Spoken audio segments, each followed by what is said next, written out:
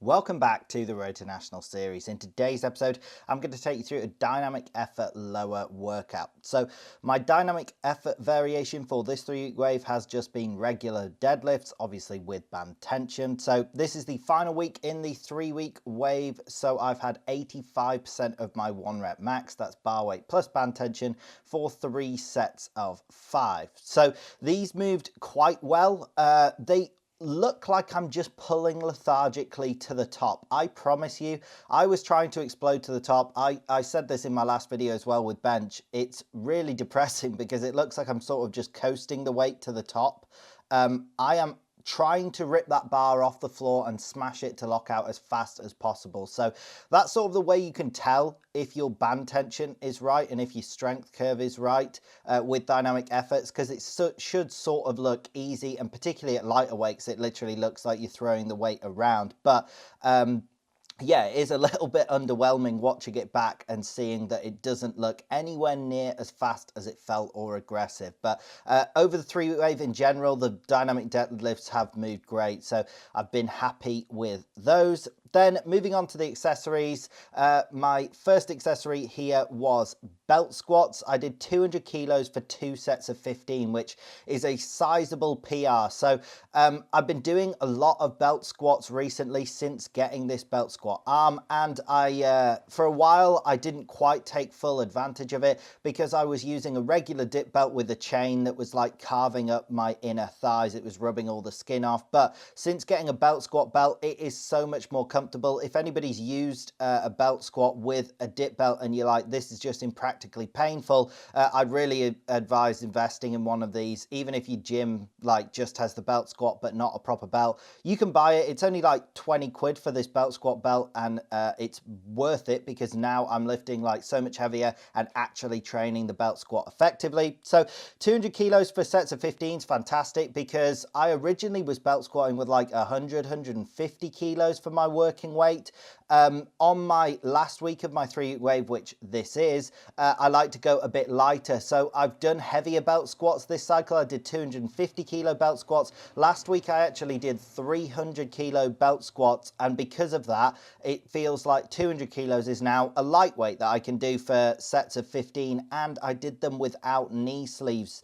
I wanted to sort of test out my right knee. For those who don't know, I've been working through right knee injury, and I can feel it a bit. It feels a bit stiff when doing leg pressing movements. I've had it for like over a year, but my knee in general is feeling so much better, and it actually felt fantastic with those belt squats. I didn't feel it as an issue at all. And overall, yeah, just really happy and excited moving forward. I'm definitely going to keep belt squats as my leg pushing accessory, and I just want to overload that like crazy until my heavy working sets are like 400 kilos and my lighter ones are like 300 kilos. I think that'll massively transfer over to the squat. So the next accessory here was hamstring curls. So I went fairly light on these at 50 pounds. Again, like I say, I like to go lighter on this final week and then even lighter next week, which is my deload week. And then I start heavy again once I'm fresh after the deload week. And sort of counterintuitively, the dynamic efforts build up in weight over the 3-week wave. That is necessary for the whole point of dynamic effort. You try and build up in weight for the variation, but you try and maintain bar speed. So it wouldn't really make sense for those to decrease in weight. But for my accessories, I decrease in weight and increase the reps. So here, 50 pounds, I honestly thought I'd get somewhere around sets of 20. I think I got sets of 25. So to be fair, I think my best with 60 pounds, which is one higher on the weight stack, is sets of 22. But then I think on the second sets, when I did that workout, I wasn't able to maintain 22, and that was burning the hamstrings out massively. So these caused so much pain in the hamstrings. I've said this multiple times before. I believe in training all different rep ranges, which is why I'm doing such high reps for the hamstrings. I think this is going to build up great work capacity in the hamstrings, great GPP, but also it pumps them up. I feel like for me, I find this the most beneficial for like generating size. I actually love higher rep, like 15 to 20 reps.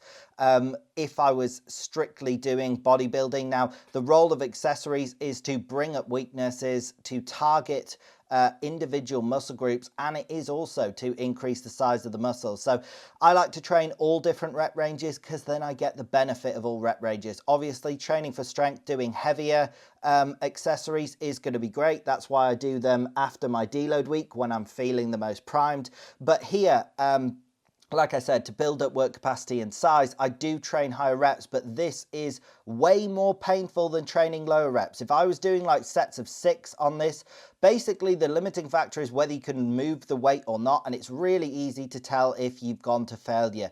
Basically, the weight feels impossibly heavy when you're doing like sets of 6. You can very clearly say, oh, I can't get a 7th rep. However, here, my hamstrings were burning even on the first set at like rep 15. At rep 20, I thought I could call it, and I managed to get all the way to 25. To be honest, I could maybe have pushed even further, but because I am training for strength, I'm not going like to absolute all-out abject failure all the time. I love training like that. That is what I used to train like when I was more focused on bodybuilding and just generating size. But since I've wanted to transition into training for strength, I don't train to absolute failure because then I'm way too fatigued for all of my maxes and dynamic efforts. And even going into the deload week next week, if I pushed way too hard, I mean, particularly on the deload week, the point is to recover.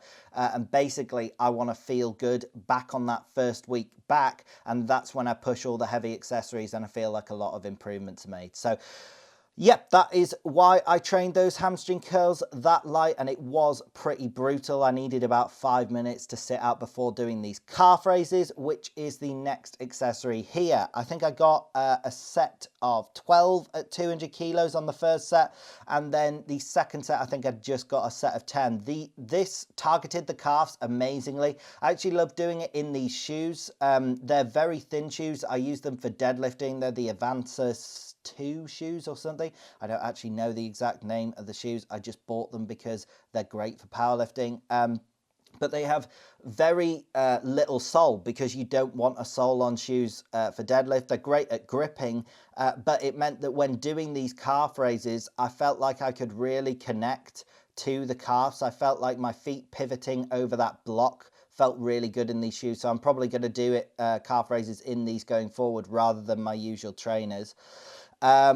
So yeah, those calf raises felt great. I think that is the most amount of weight I've ever done off an elevated block. I've done heavier calf raises before, but I always just do them flat off the floor because it is easier with the less range of motion. But those sets on those calf raises felt amazing there. Then moving on to the next accessory, it was hip adductions. So I was trying to go as deep as I can with these rollers. This is my favorite variation of hip adductions. And when I first started out, I was only able to get like sets of 4 to full depth on these hip adductions.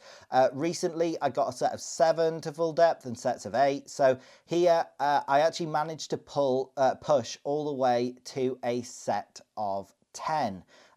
Which is a vast improvement. It actually didn't feel like massively difficult either. So my adductors have definitely grown as well. I've noticed my inner thighs have got much stronger. Adductors are great actually in a squat. Everybody's scared of knee cave, but using your adductors, like many of the best athletes in the world, like a lot of Olympic weightlifters, use adductors. Now, I'm not deliberately trying to cave my knees in a squat, but they are a powerful hip extensor when you're in the bottom of a squat. So that is why I train adductors, and I also train abductors as well. I also think it's better to be a well-rounded strength athlete, strong in every sort of direction. So the second set, however, which you're watching here, instantly it was much harder. I don't think I rested long enough between each sets, but because that set of 10 was of course a PR, I'd never gone that far before, it did take a lot out of my adductors. They felt really weak straight away.